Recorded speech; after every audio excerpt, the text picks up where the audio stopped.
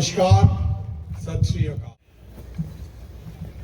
I think that was quite a lively start, and I know that my Council General here, mostly I used to tease him that there's a Andhra connect in everything that is done. I think today he can tease me back that there's a Punjabi touch. But let me start first by thanking the gracious host, Ramneek and Simran, and this lovely venue in which all of us are here. Of course, I've seen them in much younger version, and Simran has been a kid. She's a child for me, and it's wonderful to see that you guys are doing so well, and you are doing this evening where I've been able to, I'll get an opportunity to meet so many of you. And in fact, I'm reminded of the famous poet W.B. Yeats, and he said, "There are no strangers here, but only friends I have not met." There are so many familiar faces, of course some new, but because of the COVID, last 2 years, unfortunately, I have not been able to in person meet many of you. So I think last time when we came in June, there was a reception held for the finance minister. Many of you I was able to interact, but nevertheless, thank you, both of you, for organizing this evening and giving this good opportunity to have I'm sure, a very frank, though I can see there are already TV channels recording this, so I will be careful. But as the MC said, that we'll invite the ambassador for short remarks. Unfortunately, ambassadors are not known to make short remarks, but I will try. We are meeting at a very important juncture for both our countries. As you know that we are celebrating 75th anniversary of India's independence. As the Council General mentioned, Azadi Ka Amrit Mahotsav. Plus, there's another occasion. This is the 75 years of establishment of relations between independent India and the United States. I don't know if many of you know that India's independence was hastened by the intervention of United States by a few years. In fact, if any of you have been to the India House in Washington, D.C., that property was bought in 1945 because with the intervention of United States, we were able to establish the first mission in Washington, D.C. in 1945. And that's the persuasion had come from the United States, and subsequently too, the President of the United States played an important role in ensuring that India attains independence a few years earlier than it was contemplated.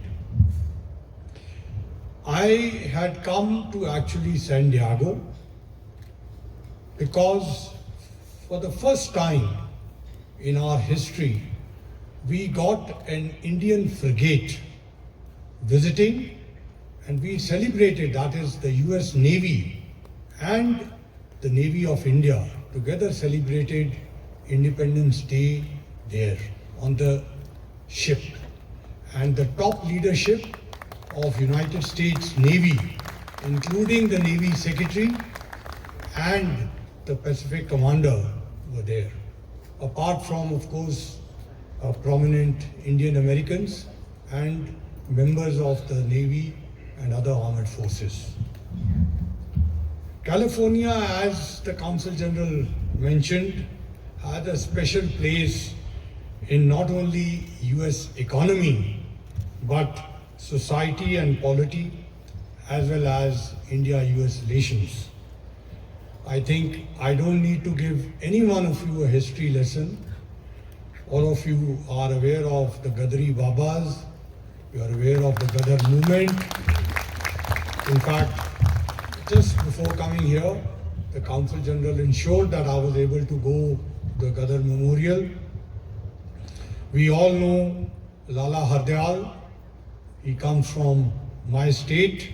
He ignited the spirit of freedom. Of course, Rabindranath Tagore has visited SFO, and one of the newspapers at that time wrote, where cult of Tagore took the world by storm. Then we all know about Dalip Singh Sond. He also comes from the district of Amritsar. Last time when I travelled from San Diego to LA, we were fortunate to stop by and pay our respects at the post office, which has been created by the US government in honor of Dalip Singh Sond. Also, when Prime Minister Modi visited US Congress in 2016, he especially went and paid respects to the portrait of Dalip Singh Sond, which hangs in the US Congress.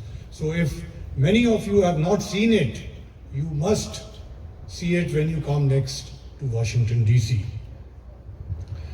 Similarly, I know and I see a lot of friends, a lot of farmers here who have been so successful. And many times I tell them that the same techniques and the same hard work which is put in here can also be transferred to Punjab.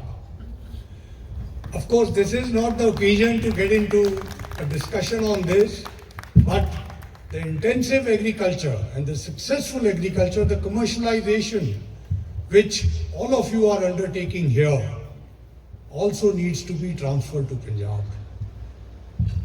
But it's again a place where gives us so much pride to see that our people have come here and are successful. I don't know if many of you know the history of how the Punjabis came here through Canada. Maybe some other time, but it was the Sikh soldiers who had gone to celebrate Victoria's anniversary and were actually, because there was no steamer ship available and they were to be deployed in Hong Kong, they were asked to move to Canada, brought to Toronto, put on the railroad, and the railroad was only made till half of Canada. From there, since they were soldiers, they were told to trek across and go to Vancouver and take a steamer ship from there. Now, all these belong to the farming community. When they were trekking across, they saw a lot of land. They asked, "Ke bhai, ye land kida hai?" They were told, "Kise da nahi hai." They asked, "Can they come back here?" They said, "Yes." All of them did not leave their jobs. They went across, served in Hong Kong.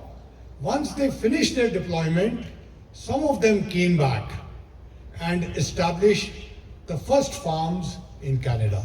Of course, the rest is history. After a few years, they were pushed out. That's how they came down to California. That's the forefathers of many of the big farmers who are here. Similarly, the tech wave. We all know about it. This is again the area. In other words, if a story of India-US partnership is written, it is incomplete without several chapters focusing on the West Coast. That's the main point which I'm trying to stress.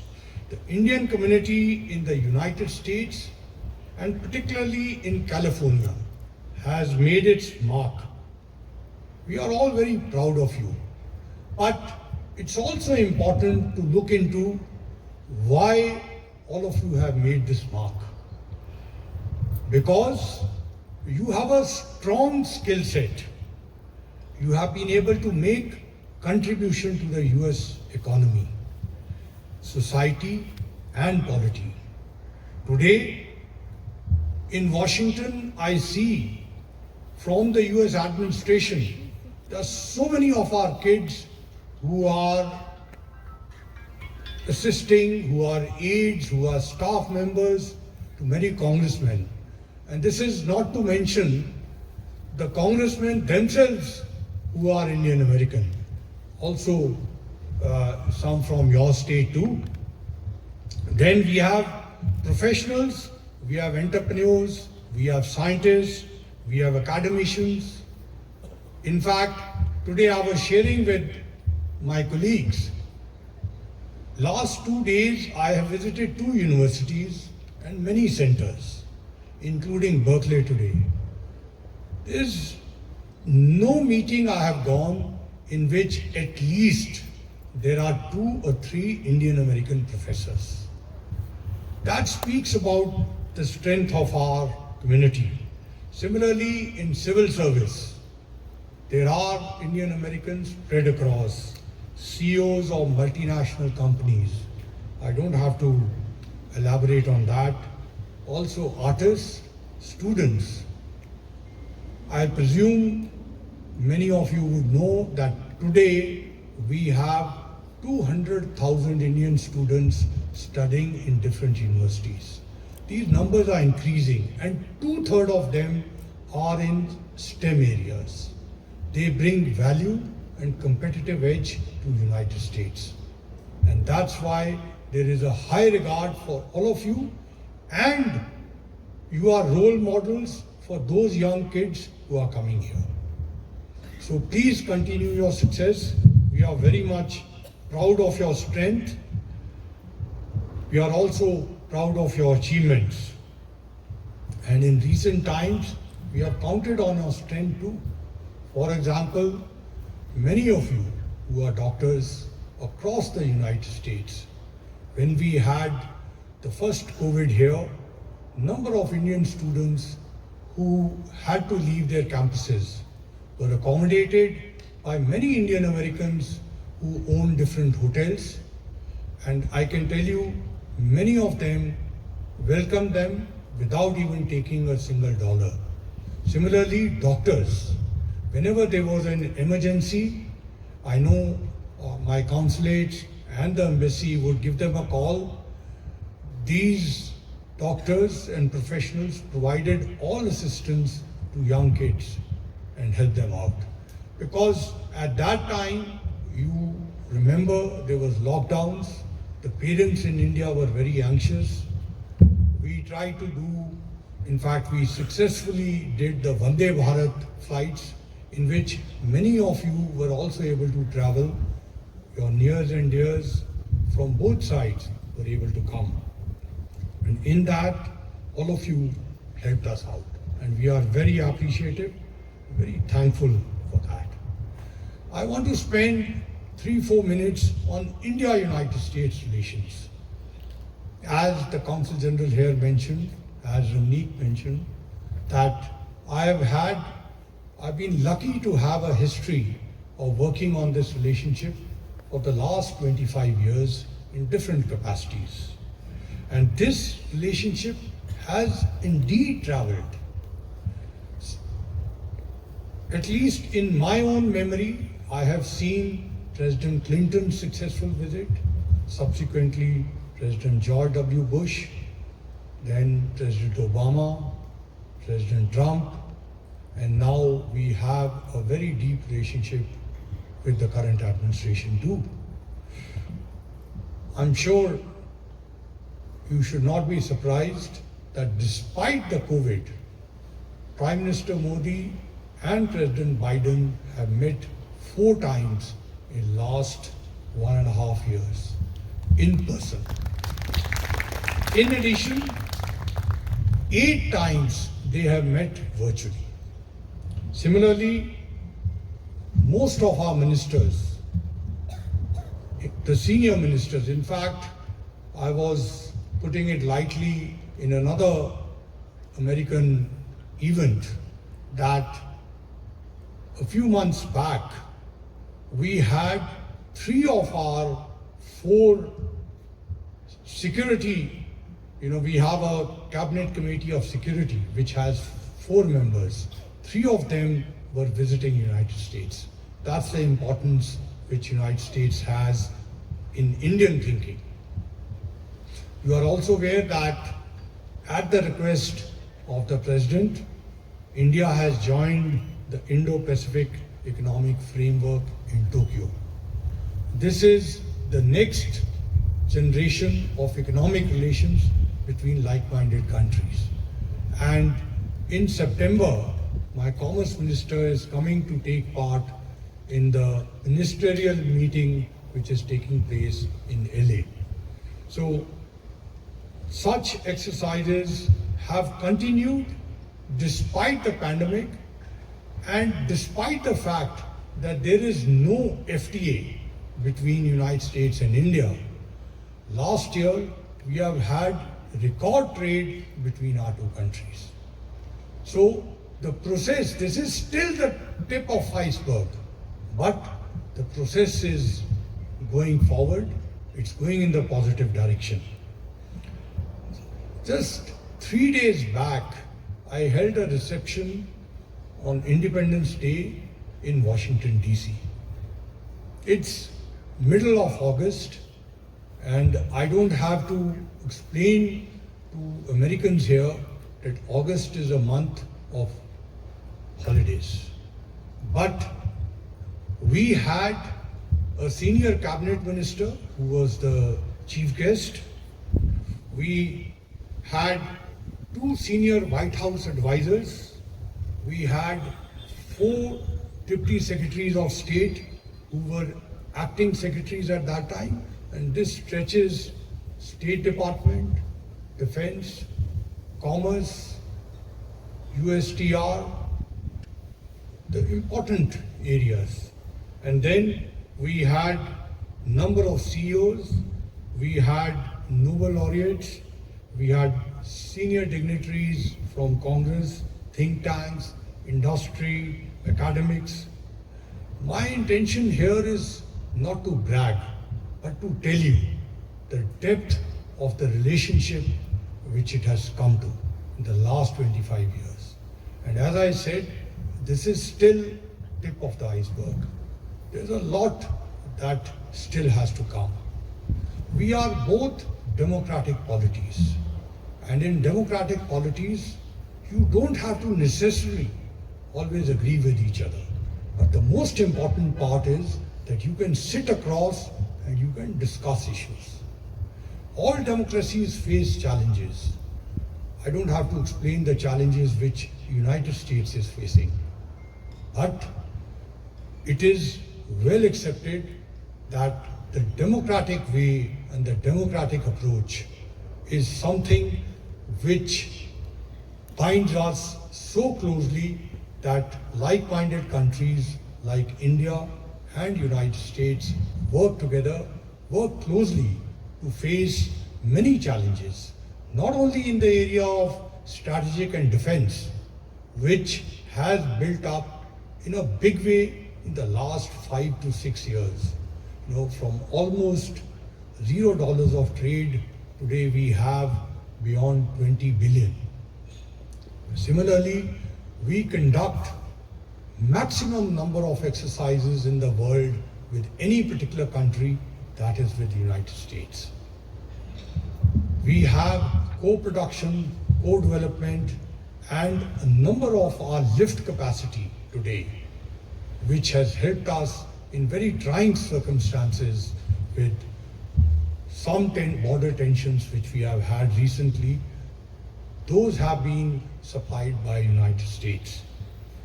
So there are 4 other areas which I want to quickly mention here in which our relationship is moving ahead.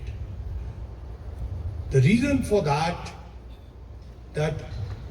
many of you are involved in many of these areas, but I want to underline that in the coming future, these are 2 countries which are going to be working very closely together. First, healthcare. All of you are aware of the importance of healthcare today, especially with COVID. Affordable healthcare is an important objective for this administration. It may surprise some of you that today about 60% of the generic medicines come from India. We all are talking about price increases, inflation. India-United States partnership can play a very significant role in making cost of living lower for the vulnerable Americans. Similarly, in India too, we have, if we just look at COVID-related vaccines, today there are 3 vaccines which are joint products of United States and India. I will mention one of them to you. There is a vaccine called Corbavax, which has been developed by Baylor College. Many of you watch CNN. You would have watched this doctor with bow and tie, Dr. Hotis. Many times he's commenting there. He and his team have evolved this vaccine and it is being bulk produced in India. The cost of this vaccine is just $1.5 and it can be stored and moved in normal temperatures. You can see the effectiveness of that. I'm not talking about United States, but as President Biden has said, no one is safe till everyone is safe. And I think COVID has explained to us that how much ever you may get vaccinated or whatever other medical security you have, until everyone in the world is secure, United States is not secure. And therefore, in Africa, in Latin America, CARICOM, Indo-Pacific, the US-India partnership is alive and we can play a very significant role. Similarly, the second area in which many of you are involved is what is IT, digital, startup, innovation. I'm not going to go at all in any of these details because all of you know. And today we talk about new and emerging technologies. United States and India are working very closely together. 5G, Internet of Things, cyber security, etc., etc. The third area is environment, energy basket. I don't know if many of you know that 5 years ago, we did not have a single dollar of trade between us.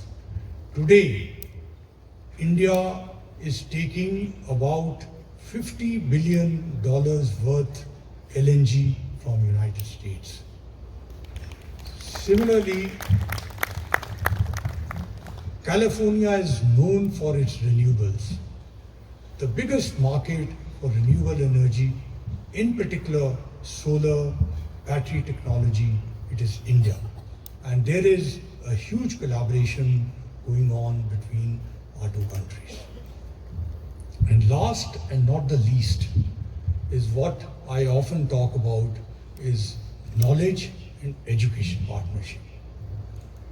Many of you, at least your parents, if not you, came here as students. That's the knowledge and education partnership. And this partnership has been existing for a number of years. My own parents came here in 1956 and went back in 1958, even before I was born. United States and India have had this association. But today, after the COVID, I have spoken in the last 1.5 years to almost 145 presidents and chancellors of different universities. There is a lot of excitement in getting more Indian students here. But that's only one aspect. There are other innovative ways by which US universities and Indian universities are in the process of connecting. Campus to campus relations, intertwining of degrees, joint research programs. As we are going into virtual mode much more, we are also having Digital Education Connect. I have elaborated about 5 of them. I can tell you that in coming days, this is going to be even more significant connect between our 2 countries. And all of you have a responsibility and a role, as I said, as a role model. Because people back, and here again I want to mention to you that in 1.3 billion Indians, your brothers and sisters who are back home, 50% of them or more are 26 years and below. You are aware that many countries in the world, especially in Europe, are aging. So this young population is not only in India's interest, but also in the world's interest, including United States. It's very important to skill this population, and that's why this education and knowledge partnership is going to play a very, very significant role. Before I end, I want to mention 3 things which, very simple things which each one of you can do vis-a-vis your old connect with India. First, I would urge you and your family members and friends to visit India. The huge transformation that is going on, and particularly your children, they need to be connected to India. Not just from the emotional point of view, but also economic and commercial point of view. And here I want to single out 4 or 5 facts which are so obvious, but sometimes we miss them. Today, India is one of the fastest growing economies. This decade, India will be the fastest growing economy. The spirit, thank you very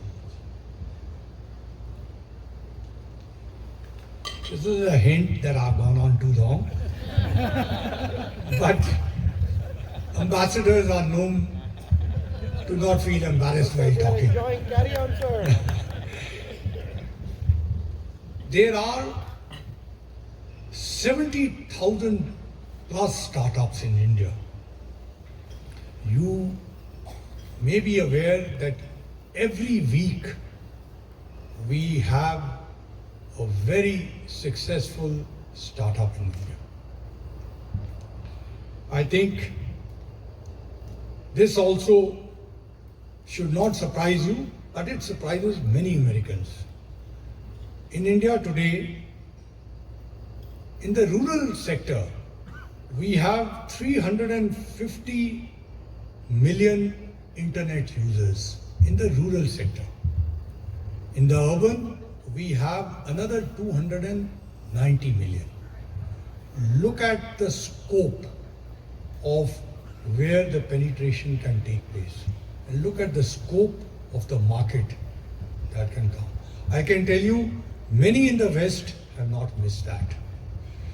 Similarly, there are highest number of digital payments that are happening in the world is in India, 40% of them. Therefore, there are big market opportunities. A lot of investments are going in.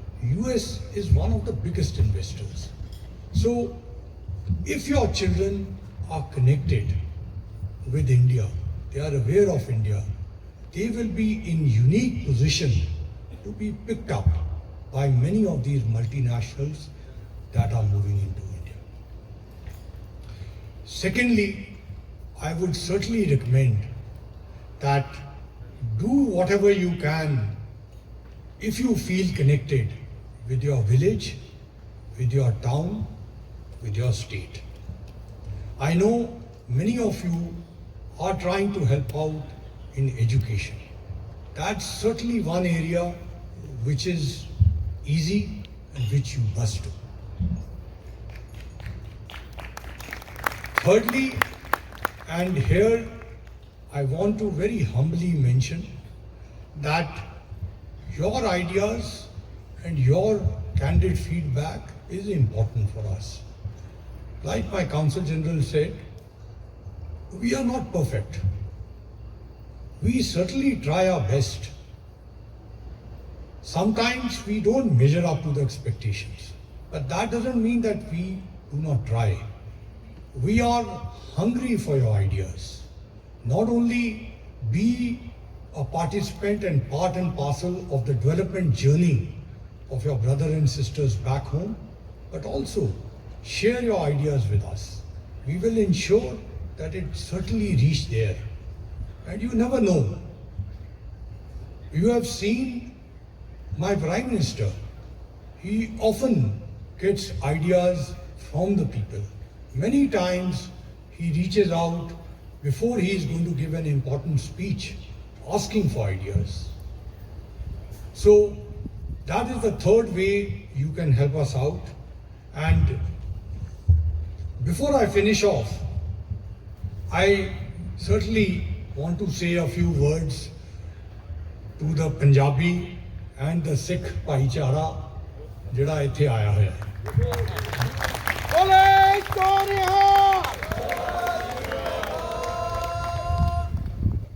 ਦੇਖੋ ਜੀ, ਨਾ ਮੈਂ ਨੇਤਾ ਹੈਗਾ, ਲੇਕਿਨ ਮੈਂ ਤੁਹਾਡੇ ਨਾਲ ਖੁੱਲ੍ਹ ਕੇ ਗੱਲ ਕਰਾਂਗਾ। Because I have the credentials, I come from a family which has sacrificed, which perhaps very, very rare Punjabi or Sikh families have done. I don't want to say it here, but just this much, that my grandfather died in Lahore jail in 1926. I think that is enough of a fact. And today, the only building in Darbar Sahib complex which is named after a non-guru is named after him. So, ਉਹਨਾਂ ਦਾ ਜਿਹੜਾ sacrifice ਹੈਗਾ, ਜਿਹੜੇ ਉਦੋਂ ਦੇ ਲੋਕ ਸੀਗੇ, ਜੋ ਉਹਨਾਂ ਨੇ ਕੀਤਾ ਹੈ, ਉਹ ਸਾਰੇ ਤੁਸੀਂ ਕਰ ਸਕਦੇ ਹੋ, ਕਿਉਂਕਿ ਤੁਸੀਂ ਸਕਸੈਸਫੁਲ ਹੈਗੇ ਹੋ। ਤੁਹਾਨੂੰ ਹੈਰਾਨੀ ਹੋਏਗੀ ਕਿ SGPC ਸਕਾਲਰਸ਼ਿਪ ਦਿੰਦੀ ਸੀ ਯੰਗ ਸਟੂਡੈਂਟਸ ਨੂੰ ਇੱਥੇ ਪੜ੍ਹਨ ਲਈ। ਉਹਨਾਂ 'ਚੋਂ ਕਈ ਵੱਡੇ ਲੀਡਰ ਇੱਥੇ ਆਏ ਨੇ। ਸਰਦਾਰ ਪ੍ਰਤਾਪ ਸਿੰਘ ਕੈਰੋਂ SGPC ਦੀ ਸਕਾਲਰਸ਼ਿਪ ਤੇ ਇੱਥੇ ਪੜ੍ਹਨ ਆਏ ਸੀ। ਪਤਾ ਨਹੀਂ ਤੁਹਾਨੂੰ ਕਿੰਨਿਆਂ ਨੂੰ ਪਤਾ ਹੈ।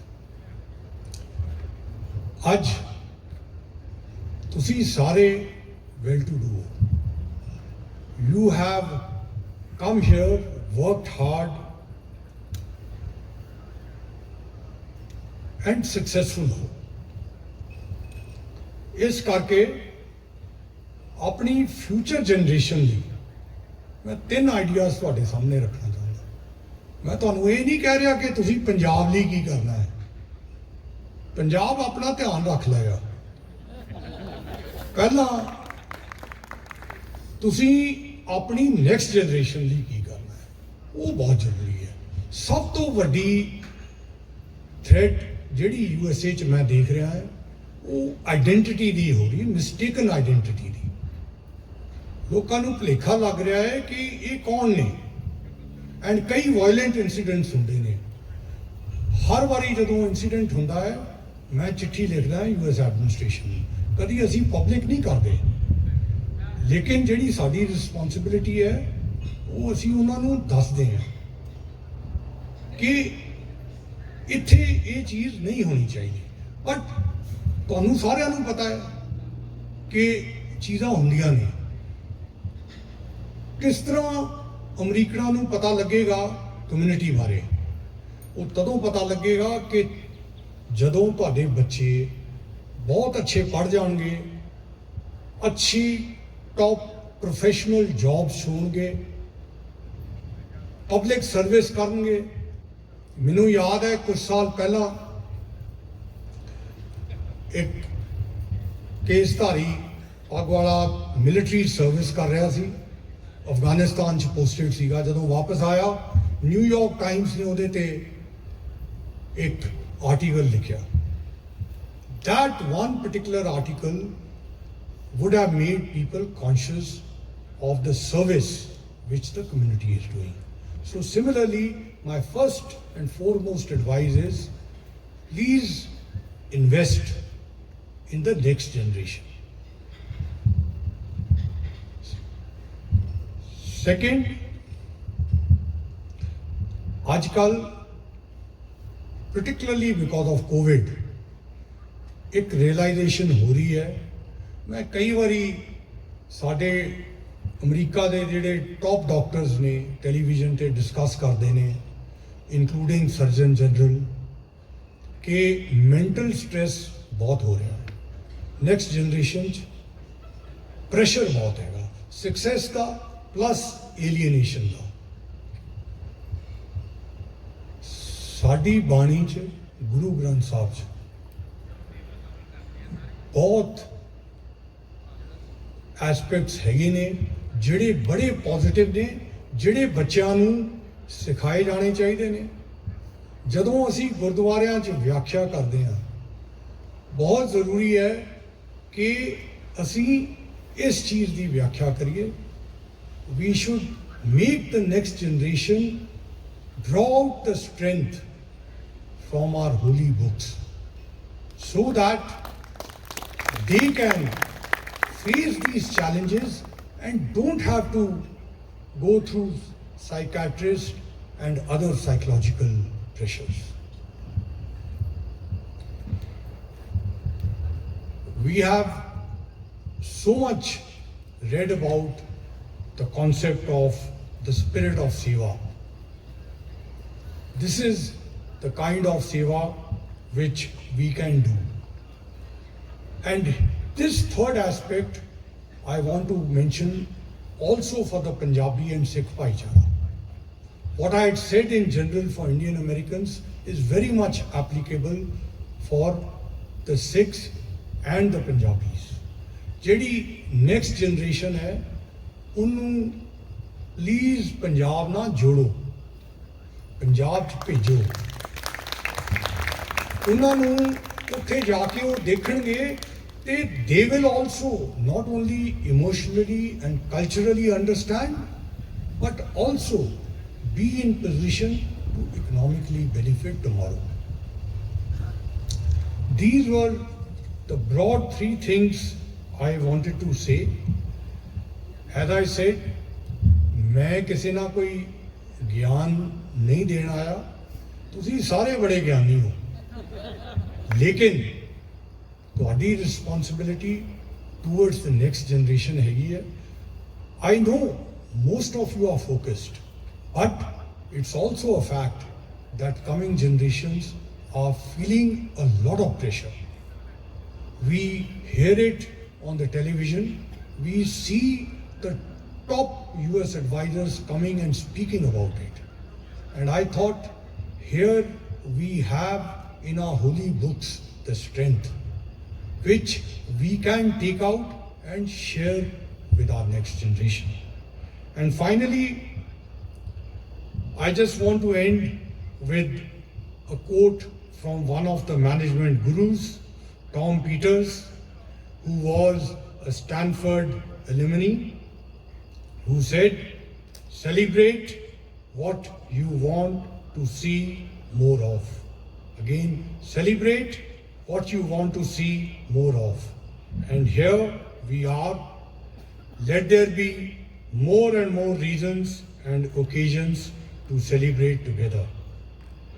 I wish all of you more peace, prosperity, security, stability for each one of us, for our families and whole of humanity. Once again, thank you very much for the warm reception and fantastic welcome.